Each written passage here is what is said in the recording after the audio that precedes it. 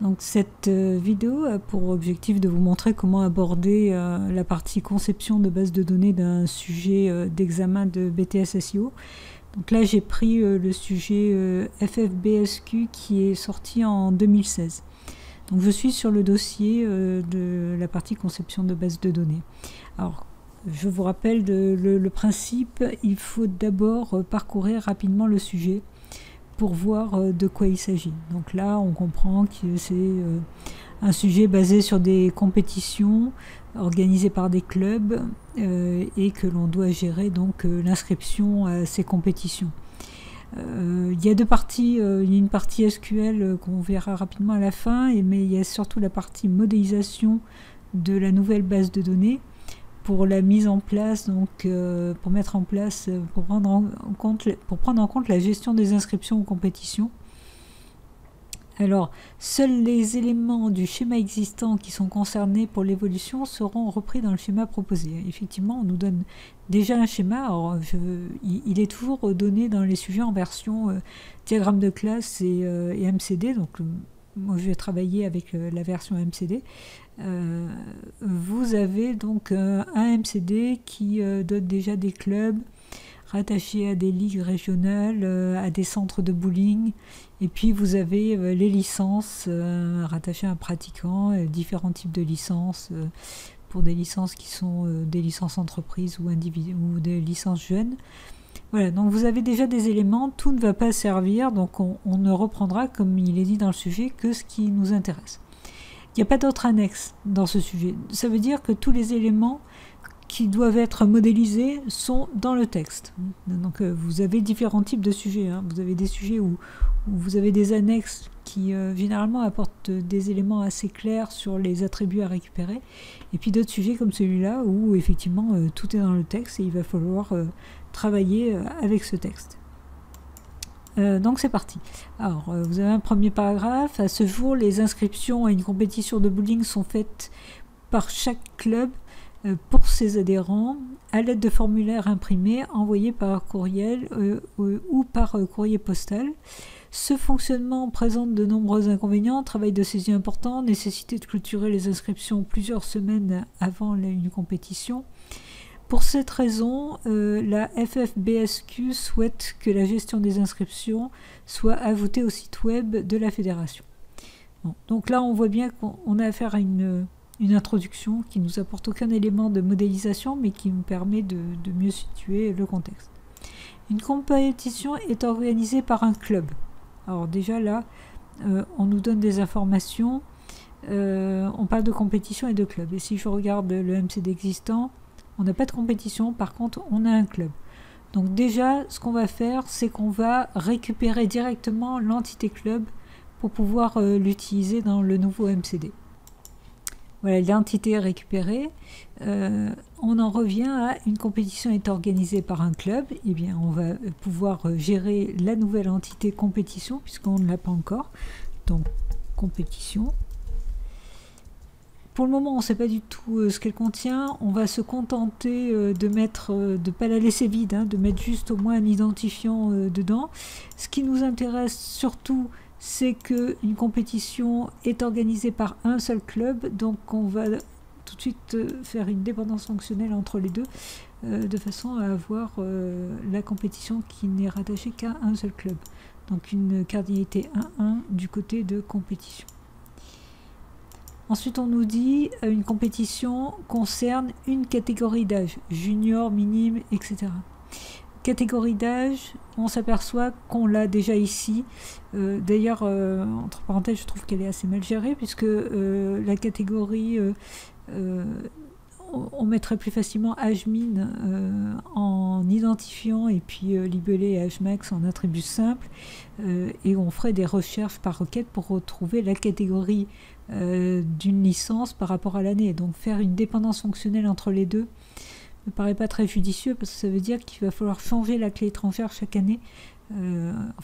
Chaque année, il va falloir refaire des tests pour vérifier les catégories des licences, alors qu'on pourrait le faire directement par requête. Bon, ça c'est juste une petite parenthèse, mais on ne va pas toucher à la modélisation existante. Nous, tout ce qui nous intéresse, c'est récupérer catégorie en l'état, et c'est ce qu'on va faire. Voilà, donc catégorie. Une compétition n'est que d'une seule catégorie d'après le sujet. Hein. Donc concerne une catégorie, donc on a une dépendance fonctionnelle entre compétition et catégorie. Donc voilà, avec une cardinalité 1,1 du côté de compétition.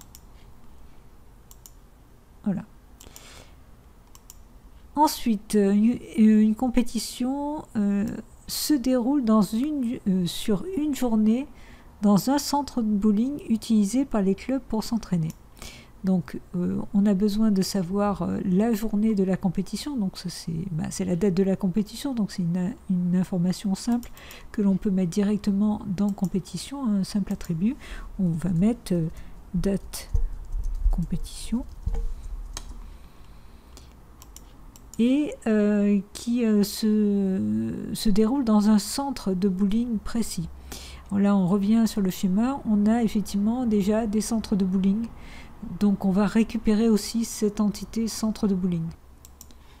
Voilà, donc une compétition n'a lieu que dans un centre de bowling. On a encore affaire à une dépendance fonctionnelle entre compétition et centre de bowling.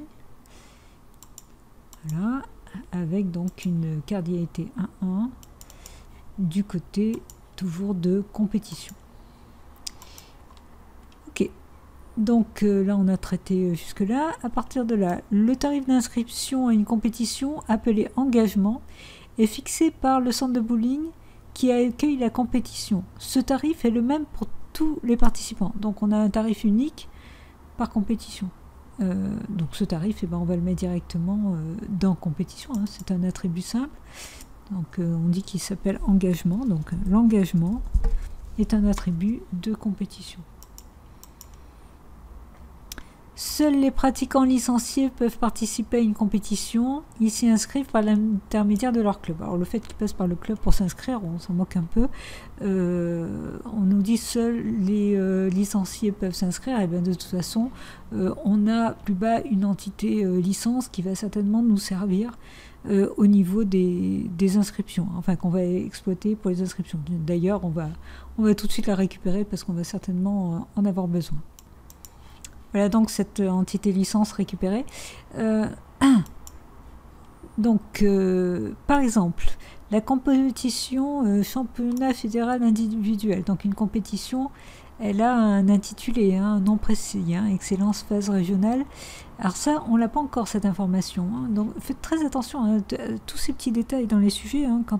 Surtout quand on vous donne des exemples, regardez bien si vous avez tous les attributs correspondants. Donc on n'a pas le nom de la compétition, donc on va l'ajouter tout de suite. C'est un attribut simple. Donc le nom. Ensuite, concernant la catégorie junior, alors est-ce qu'on a la catégorie? Oui, on a bien le libellé ici de la catégorie de la compétition. C'est déroulé le 12 octobre 2015, donc ça c'est la date de la compétition, dans le centre de bowling Meriaboul. Alors le centre de bowling on l'a aussi avec la dénomination de Bordeaux.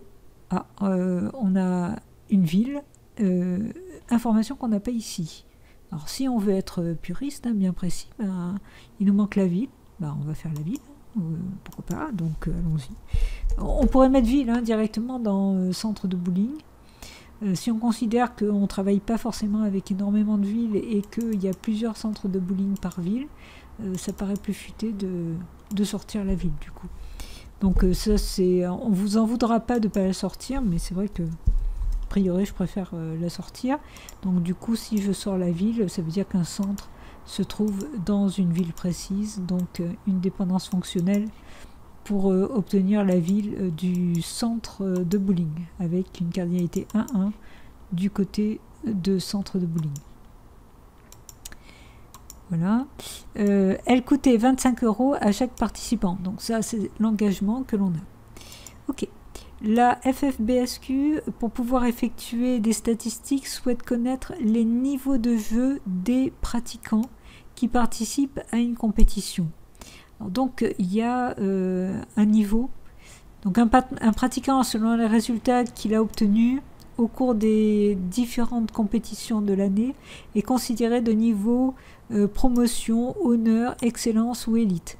On vous donne une liste de niveaux précise, donc il ne faut pas hésiter. Vous avez forcément une entité niveau qui vous permet de mémoriser ces différents niveaux. Donc, qui va contenir juste un ID et le nom du niveau.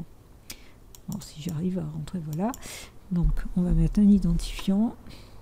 Alors, même si vous vous dites le nom est unique, je peux le mettre en identifiant, évitez. Hein. Je vous rappelle qu'il vaut mieux toujours avoir des idées en identifiant, qu'on peut gérer avec des numéros uniques et qui sont plus facilement transportables que des noms et moins source d'erreurs.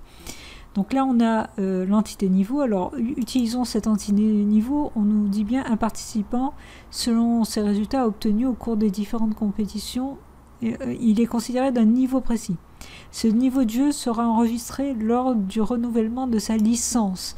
Donc, par rapport à une licence, on veut savoir le niveau de la licence. La FFPSQ ne souhaite pas pour l'instant retenir les résultats obtenus de chaque compétition. Donc, on ne veut pas garder l'historique des niveaux qu'il a eu, mais juste le niveau qu'il a par rapport à une licence. Donc, à une licence correspond un niveau. Donc, ça veut dire qu'on a bien une dépendance fonctionnelle entre licence et niveau. Et donc, une cardinalité 1,1 du côté de licence. Voilà. Ensuite, une compétition peut être individuelle ou doublette.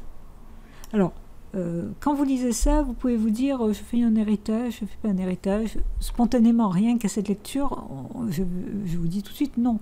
Dans le sens qu'il faut attendre de savoir s'il y a des informations qui sont spécifiques pour les compétitions individuelles et ou spécifiques pour les doublettes pour pouvoir ensuite faire un héritage. Donc là, ça pourrait se traduire par un simple booléen dans compétition pour dire, bon, ben, une compétition, qu'est-ce qu'elle est elle est soit doublette, soit individuelle. Alors on va continuer à lire pour être plus sûr du choix qu'on doit faire. Lors d'une compétition individuelle, chaque participant joue pour son compte, alors que dans une compétition doublette, les joueurs sont par équipe de 2. Ah oui, alors là ça se complique parce que pour une compétition individuelle, il faudra juste savoir l'ensemble des joueurs qui s'inscrivent, et alors que pour une doublette, on va devoir les mettre par 2, ces joueurs. Donc faire des équipes en quelque sorte de joueurs. Alors voyons si on nous donne plus de précision. Dans ce dernier cas, la compétition de chaque équipe doit être indiquée. La composition de chaque équipe doit être indiquée au moment de l'inscription à la compétition. Donc vous voyez bien, on a bien cette notion d'équipe de 2 pour une compétition doublette, alors que pour une compétition individuelle, eh bien, c'est pas le cas. On a juste effectivement des personnes individuelles qui s'inscrivent. Donc on peut du coup partir sur une gestion différente entre les deux compétitions parce qu'on a quand même des choses différentes à gérer. Alors du coup, on va faire un héritage, on va créer les compétitions individuelles.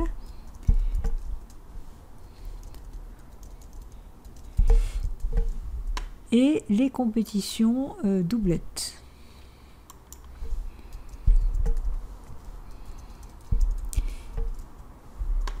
Et du coup un héritage entre les deux.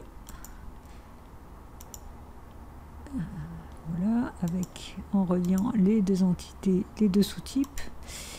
Alors, la contrainte mise par défaut, c'est XT, et c'est la bonne, hein, parce qu'une compétition, elle ne peut pas être individuelle et doublette à la fois. Elle est soit l'une, soit l'autre, pas les deux, et pas autre chose. Donc on est bien dans la notion de contrainte de partition entre les deux. Ok, alors maintenant on veut inscrire des personnes aux compétitions individuelles. J'ai pas vraiment positionné les choses de façon très propre, mais c'est pas grave. Hein. Voilà, donc si je veux inscrire aux compétitions individuelles les licenciés, bien là, chaque licencié peut s'inscrire à plusieurs compétitions. À une compétition, il peut y avoir plusieurs licenciés. Donc l'inscription va se faire de la façon la plus classique, une association entre les deux, sachant qu'un licencié ne peut pas s'inscrire plusieurs fois à la même compétition individuelle. Donc là, on a l'inscription individuelle.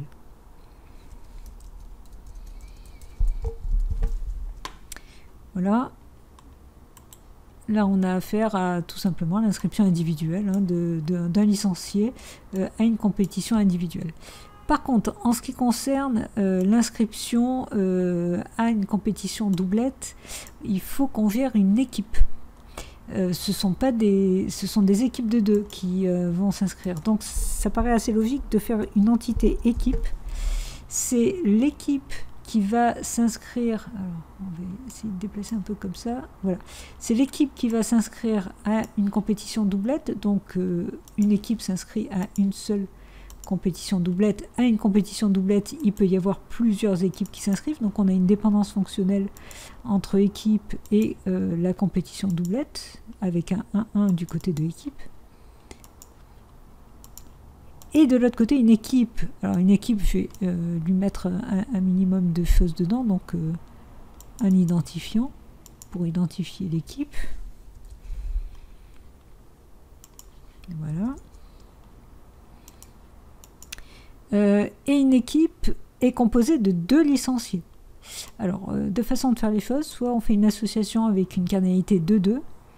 J'aime pas cette solution parce que ça suppose qu'on va créer une table pour faire justement ces couples. Je préfère le principe de la double dépendance fonctionnelle pour avoir les 2 clés étrangères vers les 2 licenciés. Donc là, je vais faire une première dépendance fonctionnelle pour avoir le premier licencié et une seconde pour avoir le second licencié de l'équipe. Donc ce sont 2 dépendances fonctionnelles. Voilà, 1 et 2.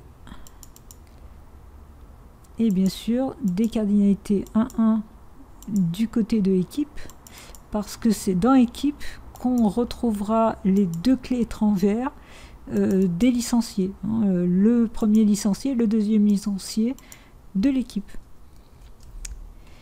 Voilà, donc là on a bien géré notre inscription à une compétition doublette par équipe. Une compétition individuelle peut être ouverte aux joueurs de tous les niveaux ou être réservée aux joueurs d'un seul niveau. Ah, alors ça veut dire que pour une compétition individuelle, j'ai besoin de connaître éventuellement le niveau. Donc soit il y a un niveau qui est attendu, soit il n'y en a pas. Alors on pourrait faire un héritage sur compétition individuelle pour dire les compétitions individuelles avec niveau et les compétitions individuelles sans niveau. Pourquoi pas? On peut aussi tout simplement gérer un lien 0-1 pour dire j'ai un niveau ou je n'en ai pas. Et si j'en ai un, donc vous aurez une clé étrangère qui sera éventuellement nulle. Dans le cas où la compétition individuelle n'a pas de niveau. Donc de ce côté-là, je vais mettre une cardinalité 0-1. Donc les 2 solutions sont acceptables. Les compétitions en doublette sont toujours ouvertes à tous les niveaux de joueurs. Donc là, on n'a rien à faire de ce côté-là, du côté de compétition doublette. Voilà, on a fini la partie modélisation, ce qui était la deuxième question, proposer une modélisation. Donc là, le sujet est terminé. Vous voyez qu'il y avait, comme tous les sujets, plusieurs possibilités pour gérer effectivement cette modélisation. On pouvait faire différents choix. La solution proposée est une des solutions qui pouvaient être envisagées. Ensuite, on vous dit, alors je vais changer d'écran, voilà, puisqu'on nous demande d'écrire des requêtes, afin de préparer l'ajout des inscriptions à l'application, il est décidé de tester la base de données existante. Pour cela, il faut vérifier que l'on peut obtenir les résultats suivants. Donc, on vous propose d'écrire 2 requêtes. Donc dans les sujets, d'une manière générale, c'est assez classique de demander du SQL. Donc qu'est-ce qu'on vous donne? On vous donne par rapport au schéma existant, vous aviez aussi donc les relations, le schéma relationnel, et puis on vous donne aussi en document 10 des fonctions MySQL, la fonction year qui permet de retourner l'année d'une date, et la fonction cureDate qui retourne la date courante, qui vont nous servir certainement dans une des requêtes. Alors, première requête qu'on vous demande, on vous demande donc la liste des noms des clubs qui pratiquent dans le centre de bowling Red Bull. Alors le centre de bowling, il faut le repérer, il est ici. Donc Red Bull, ça va être la dénomination du centre de bowling. Et les noms des clubs, on va les récupérer ici. Donc il faut qu'on voit comment est-ce que centre de bowling est relié à club. Il se trouve que dans club, on a l'ID centre qui est clé étrangère en référence à centre de bowling. Donc on a besoin finalement que de ces deux tables pour pouvoir accéder à l'information. Donc dans le select, ce que l'on veut afficher, ce sont les noms des clubs. Alors ce que je vous conseille, c'est de toujours préfixer tous les attributs avec un alias que vous allez donner dans le from au niveau de votre table. Donc là, on a centre de bowling et club. Alors évidemment, il commence par la même lettre, juste pour nous embêter. C'est pas grave. Club, on va le préfixer par C et centre de bowling par B comme bowling. Donc, ces points noms pour dire que le nom vient de club. Et on utilisera B point pour accéder aux attributs de centre de bowling. Alors, vous allez me dire, quand il n'y a pas d'ambiguïté sur les noms des attributs, ça n'a aucun intérêt. C'est vrai, ou plutôt ça n'est pas obligatoire. Ça a toujours un intérêt. D'abord parce qu'au moins, vous ne risquez pas d'oublier des attributs où il y aurait ambiguïté sur le nom. Et ensuite parce que c'est plus facile à lire la requête, parce qu'on voit tout de suite dans quelle table on va récupérer l'attribut. Donc là, je sais tout de suite que c'est le nom de club qui va m'intéresser. Je le sais parce que dans le from, évidemment, je vais tout de suite mettre club, espace C, pour dire que je préfixe la table club, que je lui donne l'alias C. Alors, on a dit qu'on avait besoin de joindre les deux tables. Sur quoi on va les joindre? D'un côté, on a ID centre. De l'autre côté, ça va être joint avec ID de centre de bowling. Ils n'ont pas le même nom, hein, donc je ne peux pas faire un natural join, donc je vais faire un join normal. Et je vais préciser que je joins avec centre de bowling. Et je précise sur quoi je fais la jointure. Eh bien, d'un côté, alors centre de bowling, pardon, il faut que je précise l'alias. Donc la jointure d'un côté, dans club, ça s'appelle la clé étrangère, donc c'est ID centre. Et de l'autre côté, dans bowling, c'est juste ID. Voilà. Une fois que j'ai fait la jointure des deux tables, alors ce qui m'intéresse, c'est juste le centre de bowling Red Bull. Donc une requête extrêmement simple. Hein. Donc ce qui m'intéresse, c'est la dénomination qui doit être égale à Red Bull. Voilà pour la première requête très simpliste. La seconde requête, on vous demande cette fois le nombre de licenciés actifs de la Ligue régionale Bretagne. Un licencié est actif s'il possède une licence pour l'année courante. Donc ce qui m'intéresse au niveau affichage, c'est juste le nombre de licenciés. Alors un nombre, ça s'obtient avec un count.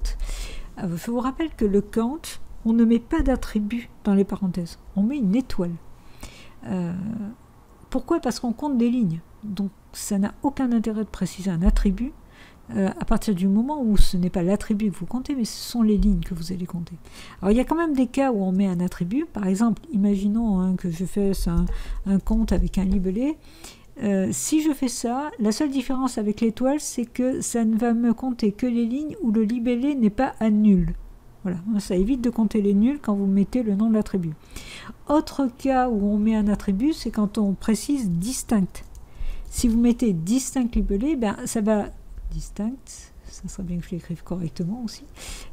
Ça va vous compter les lignes, donc ça compte toujours des lignes, hein, mais en évitant de compter plusieurs fois la ligne dont le libellé est identique. Hein, ça va compter une fois chaque ligne dont le libellé est identique. Voilà. C'est les deux cas, hein, quand on veut éviter de compter les nuls ou éviter les doublons, que l'on va mettre un attribut. Mais sinon, mettre un attribut pour d'autres raisons, ça n'a aucun intérêt. Vous comptez des lignes, donc c'est un compte étoile.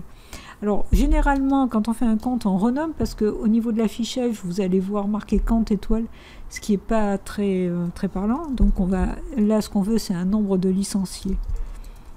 Alors, pourquoi pas le renommer comme ça? Oula, oula, oula. Licencié, voilà. Donc, ce qui nous intéresse, c'est le nombre de licenciés actifs de la Ligue régionale. Alors, on a nos licenciés, pour les compter, on va compter des licences. Or, la Ligue régionale, elle se trouve ici. Donc, comment faire pour passer de licence à Ligue régionale? Eh bien, à partir d'une licence, on accède à un club, avec ID Club qui est en relation avec Club. Et à partir de Club, on accède au Code Ligue qui nous permet d'accéder à la Ligue. Donc on a besoin de faire la jointure entre ces trois tables.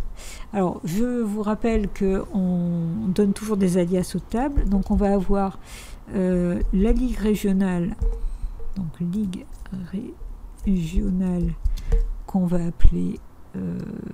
alors on a club, licence, ah oui, donc on a aussi licence avec elle, donc on va prendre R pour Ligue régionale. On va la joindre à club qu'on va renommer en C. Alors sur quoi on fait cette jointure? Sur le code du côté de Ligue régionale et sur le code Ligue du côté de club. Oh là là là là, alors, attendez. R, point, voilà. Donc le code d'un côté et il nous faut le code Ligue de l'autre. Voilà. Une fois qu'on a joint ces deux tables, il faut les joindre, il faut que le résultat de cette jointure soit joint à licence. Donc licence qu'on va renommer en L. Et cette fois-ci, c'est au niveau du club, l'idée du club qui doit être joint à l'idée club dans licence. Voilà, une fois que ces trois tables sont jointes, alors ce qu'on veut, c'est uniquement donc la Ligue régionale Bretagne. Donc on doit déjà faire un test sur le nom de la Ligue. Donc dans Ligue régionale, il faut que le nom soit égal à Bretagne. Et l'autre test, c'est uniquement les licenciés actifs. Or, les licenciés actifs, ce sont ceux dont l'année de licence est courante. Donc, on a année ici dans licence. Donc, le test va se faire sur l'année. Et il faut que l'année corresponde à l'année courante. Or, l'année courante, comment on peut l'avoir? Eh bien, on a la fonction year qui nous retourne une année d'une date et CureDate qui nous donne la date courante. Donc si je fais year de CureDate, je vais bien avoir l'année de la date d'aujourd'hui. Donc j'aurais bien répondu à la question. Donc quand vous faites du SQL, faites très attention de bien toujours préfixer et d'utiliser des alias pour éviter le moindre souci. Pensez à bien mettre dans le select ce qui est attendu au niveau affichage. Et puis, bon là on avait à faire des requêtes extrêmement simples, hein. Il n'y avait même pas de group by ou de sous-requêtes. Enfin, bon, on vous demande généralement des choses un tout petit peu plus compliquées, mais d'une manière générale, ça reste très accessible. Faites attention de bien répondre à tout ce qui est demandé et de vérifier. Vous voyez, à chaque fois, on a bien repéré quelles étaient les tables qui étaient nécessaires en refaisant le chemin. Quelque chose qui peut vous aider, c'est de faire au brouillon rapidement le MCD qui correspond aux relations. Bon, là, il se trouve que on les avait en fait, hein, si je ne me trompe pas. Licence, club, ligue, voilà. Et ça permet de voir rapidement les chemins par lesquels on passe, plus visuellement qu'en regardant juste les relations. Donc ça aussi, ça peut être effectivement une aide pour pouvoir réaliser les différentes requêtes. Voilà, j'espère que ces quelques informations vous auront aidé pour pouvoir aborder à nouveau la conception, la partie conception de données dans un sujet d'examen.